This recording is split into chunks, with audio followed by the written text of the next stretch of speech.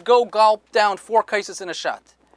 You would not be yotze arba kaises. If you just sat down and drank 4 cups in one shot, you would not be yotze drinking arba kaises. It has to be, it's a seder. It's leil ha-seder, and the reason why it's called leil ha-seder, the word seder literally means order. There's an order of things. Obviously, in certain circumstances, you might be able to change the order if needs be, but that's not how it's supposed to be. The next question is another question that comes up, and now it seems to come up more frequently. It's about people that cannot eat wheat, or even worse, they can't eat gluten. What are they supposed to do on Pesach? So first of all, we know matzah can only be made out of one of the 5 grains. It has to be either wheat, barley, rye, or spelt or oats. There are more writes that we make matzah out of wheat. That's the preferable one. That's the more chashuva one that's used, and there's other reasons also given for using wheat, which we'll get to in a second. So therefore, preferable, if you can, you use wheat matzah. Now the question is somebody who cannot have wheat matzah.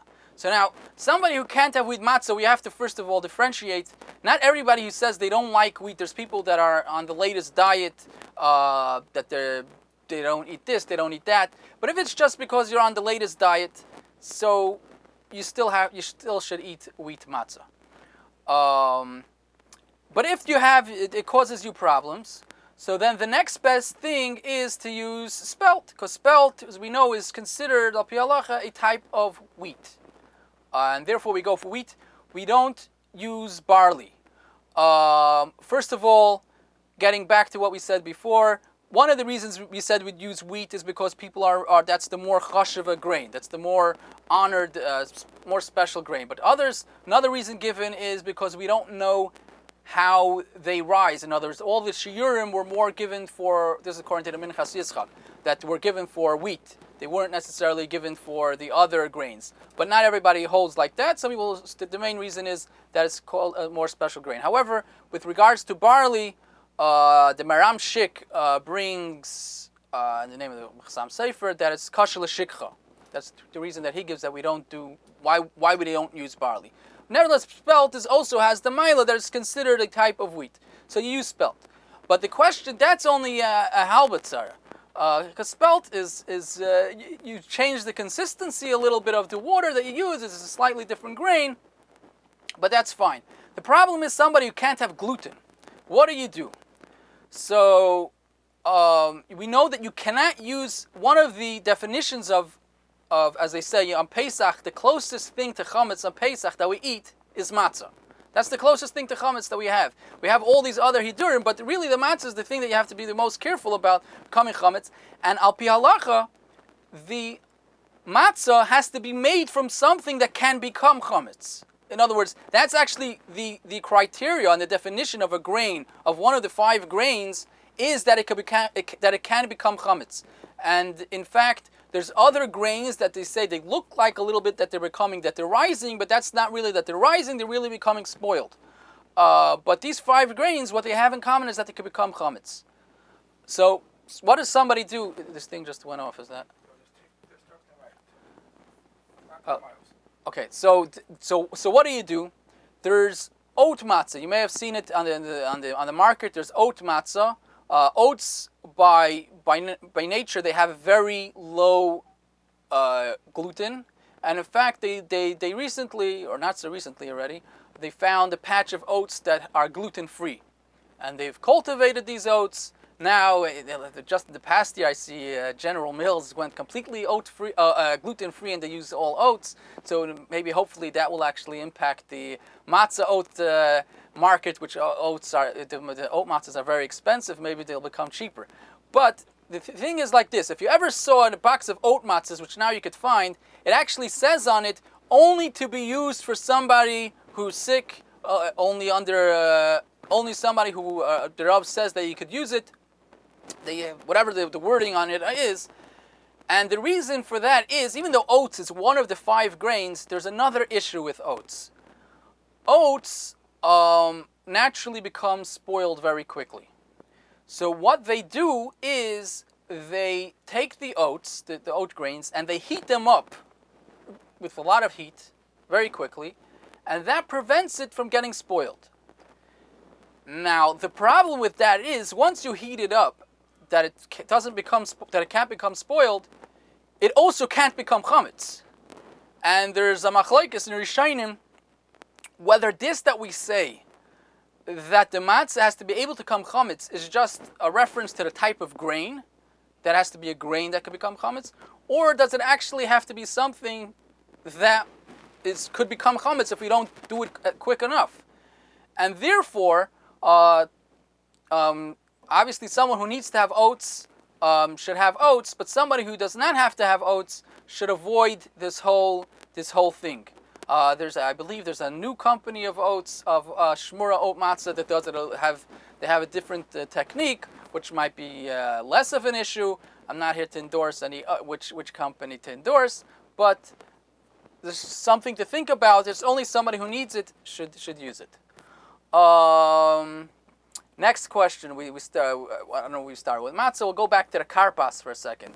This is, even though this is really a question, this is a question that has ramifications all year round, and this is actually a big machlokes. I know people in especially where I live. It didn't happen to me, but I know brother-in-laws that they were in the not Lubavitcher school. They have brachas bees, and you have brachas bees. You don't realize that there are different foods, that there are differences of opinion of what bracha you make on it, and you could get lost. Even if you said the right answers, other people may consider it the wrong answer. We know minhag Chabad is to use for karpas. We use either a potato or we use an onion. The truth is, right, and we make a hadama on the karpas, and then we have in mind the murder. That's what we hold. Now, when it comes to onions, raw onions, Ramesha Feinstein actually holds that nowadays, while it may have used to be raw onions, used to be hadama, now we make shaka. Because we know when it comes to fruits and vegetables, you make hadama on the way that it's eaten. In other words, if it's normally eaten raw, you make on it hadama. If it's not normally eaten raw, you do not make on it hadama. And therefore he holds that on onions you would not make hadama. The Alter Rebbe paskins that you do make hadama. And the Alter Rebbe holds like this, that even if something is not the normal way that you eat it, most people don't take an onion and eat it like they eat an apple. But people do take raw onions and they put it into a salad. So it's not that we don't eat raw onions. We don't normally eat raw onions plain, but we do eat raw onions in a salad. We do eat raw onions in a sandwich. And therefore, he holds that any vegetable, if you eat it with something else, so that's still enough considered that it's the normal way of eating it, and you still make a hadama.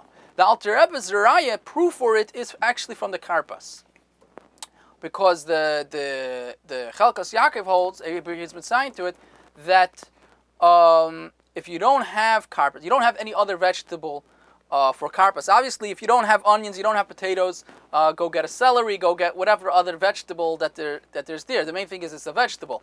But let's say you don't have anything else, so he holds that you would take part of the maror.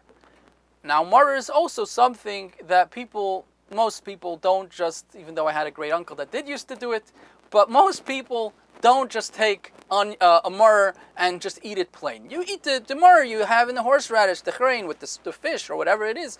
It's used as a garnish. Most people don't eat maror plain. But nevertheless, the halacha is that you could take it for karpas and make hadam on it. So that's a raya that on raw onions you make hadam, and that's what the Alter Rebbe holds, that you make a bracha on raw onions hadama. And ula yesh leimer, that's one of the reasons why we're actually medayik to use onions. There's other reasons also, but why we go out to use raw onions, or if you don't like onions, then you can use a potato, whatever it is. What happens since we're still on karpas? So we know that you wash, right? for urchatz, you're supposed to wash. You're supposed to wash without a bracha. What happens if it always happens, or people try to catch themselves before, but it ends up happening that somebody makes a bracha al netilas yadayim on when it's washing for urchatz. So what are you supposed to do? Reb Shlomo Zalman Auerbach holds that what you would do is, the Gabriel brings it down, others bring it down also, that what you do is, then when it comes to karpas, so normally we say that you take karpas and you make sure not to eat a kazayas, right? Because we don't want to have to get into the whole issue of making a bracha achreina, not making a bracha achreina, so you don't eat a kazayas for the karpas. But let's say if you washed your hands and you made a bracha al netilas yadayim, so he holds you should eat a kazayas of the karpas, because then you would be mechuyev to wash al netilas yadayim, at least according to some. In other words, it wouldn't be a bracha levatala, but you would not make a bracha achreina still. You still not make a bracha achreina. I know there's some hold that you would actually go and eat the matzah then, and I know there are poskim that hold that the karpas is a halbutzar. You're eating a kol kazayis karpas is one thing. There are those that hold that you would actually have to eat the matzah now, eat a little bit of matzah now, and then you eat it later. But it is an issue, and therefore you should just make sure that you don't. Try to make sure that you don't make a bracha on al netilas yadayim.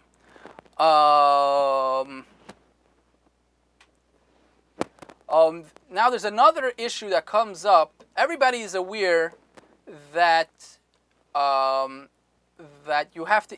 We try to eat the afikoimon before chatzos, right? Because the afikoimon corresponds to the Korban Pesach, and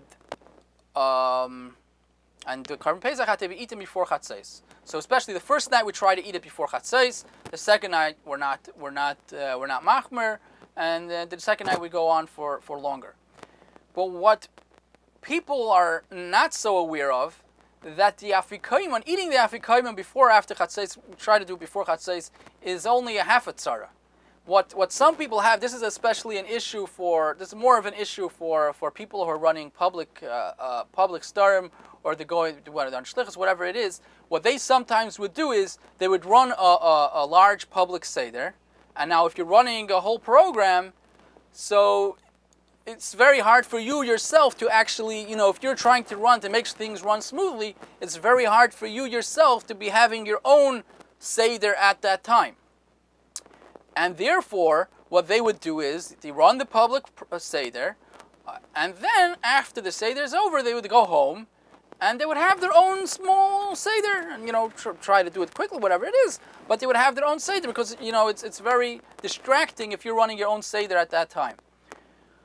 The issue, however, is that the afikoim, as we said, is one thing, but the matzah, the bracha on the matzah, the mitzvah of matzah, and the mitzvah of maror are supposed to be done before chatzos. Ad kedei kach, if you're eating them after chatzos, there's a shaila, and lahalacha, it's even important that the Divrei Chaim. The Divrei Chaim is printed in the back of the shara, together with the shara kolel, that you would not make a bracha on the matzah and the maror if you're eating it, starting to eat it after chatzos. The afikoimon we don't make a bracha on. The afikoimon you eat it, but you made the bracha on the matzah earlier. But to actually go make a bracha on the matzah, this has to do because there's a machlekes Tanoim, Rabbi Kiva and Rabbi Nazariah, and it's not clear exactly if we say it's until chatzos or we say it's until aleis shachar, and therefore lahalacha, it is a big problem to make the bracha on matzah and the bracha on maror after chatzos, and therefore if you're running you're going to have your private seder after the public seder, you should make sure to at least have your matzah and maror, make the bracha on them before chatzos wherever you are. I think we could go to the last question that I have here, and then if anyone has a question, free to ask. Another question that comes up is nowadays, so we know they have these hydroponic lettuce. We know lettuce is a pain in the neck to check, although if you live somewhere that you have to check it all year round, It's not such a big deal if you get used to it. But I know the people in New York, and especially these other places, they're used to having all these pre-checked, assuming that you rely on it. That's not already that's everybody does whatever that they do. But they have, what they sell is these hydroponically grown romaine lettuce. You're talking like Bodek type of thing? Bodek, but it's not. It's on still a full package. It's not. They haven't checked it. They grow it in water, and therefore it's a bug-free environment, and therefore it's pretty much there's no bugs there. It's more than a chazaka. I mean, it's a chazaka type of thing, but it's because it's grown in water.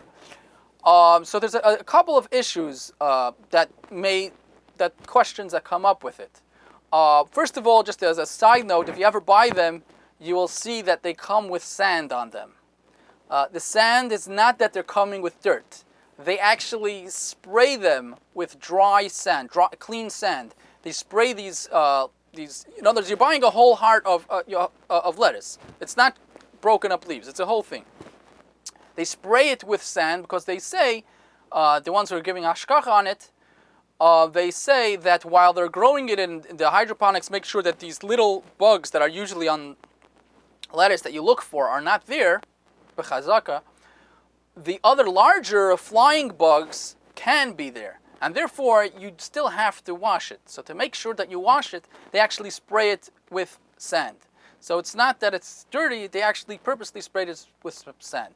But the bigger question that comes up, that people ask, is they're growing in water. Now, if they're growing in water, do you make on it hadama or not? And can you use it for murr? I mean, you want to use it in a salad in the middle of a meal, you have all year round, that's fine. Wash and whatever you are, make hadama and something else, not an issue. But what do you do about those? So while I've seen there are contemporary